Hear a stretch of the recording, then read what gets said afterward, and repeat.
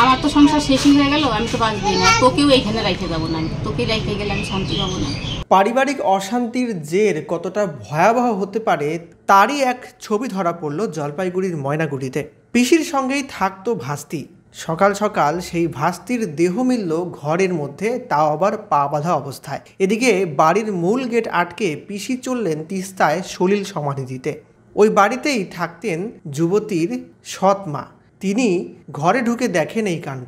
এরপর খবর দেওয়া হয় বাড়ির কর্তাকে, কিন্তু তিনি এসে দেখতে পান বাড়ির মূল দরজা আটকানো। এদিকে একটি চিঠি পাওয়া গিয়েছে যেখানে দাবি করা হচ্ছে ওই যুবতী বাড়ির লোকেদের থেকে অত্যাচারিত এবং নিষ্পেষিত। তবে কী কারণে যুবতীর পিসিমা তিস্তায় জলে ঝাঁপ দিতে গেলেন সেও এক রহস্য। যদিও ওই পিসিমাকে উদ্ধার করে হাসপাতালে নিয়ে যাওয়া হয়, তিনি এখন সুস্থই রয়েছেন। তবে এই ঘটনায় যুবতীর মৃত্যুকে ঘিরে তৈরি হয়েছে রহস্য। মৃত যুবতীর নাম অঙ্কিতা ঘোষ, তার বয়স মাত্র 25 বছর। সাত সকালে ঘরের মধ্যে ওই যুবতীর পা বাঁধা অবস্থায় দেহ উদ্ধার করে পুলিশ।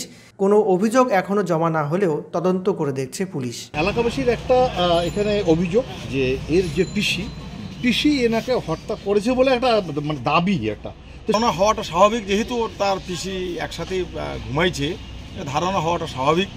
এবং এই ঘটনার পরপর তার পিসি নিজেও আত্মহত্যা করবার মনে করো যে একটা চেষ্টা করে তিস্তা ব্রিজে সে আত্মহত্যা করবার জন্য লাভ দেয়। পাকা হয়ে আছে, আমাদের সন্দেহ এটা মার্ডার। কে করতে পারে এরকম? কে করতে পারে? রাত্রেবেলা নাকি পিসি একসাথে ছিল, আমাদের সন্দেহ এটা একাও এই মার্ডার করা সম্ভব। এর সঙ্গে আরও কেউ আছে এবং নিজস্ব লোক। নিজস্ব বলতে কাকে ইঙ্গিত করছেন আপনি?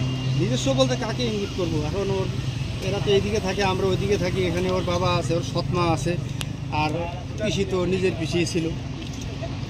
এখন এর মধ্যে কে কে করছে এটা তো না দেখলে তো আর কিছু বলা যায় না। এমনি অশান্তি হতো কি মেয়ের প্রতি? মেয়ের প্রতি অনেক রকম অত্যাচার হতো মাঝে মাঝে। কিছুদিন আগে প্রায় মাস 6 ঘটনা হইল, 6 মাসে একটু বেশি হলো।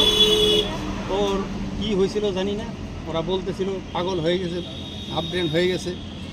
তারপর মারধর করে ওকে শিলিগুড়ির কোথায় একটা কি সংস্থায় রাখছিল আমি জানি না, আমরা খোঁজ খবর নিয়ে তার হুদিস করতে পারি নাই। তার পরিপ্রেক্ষিতে আমি থানায় একটা এফআইআরও করছিলাম এবং ও একটা নোট লিখে আমার ঘরে ফেলে দিয়ে গেছিলো।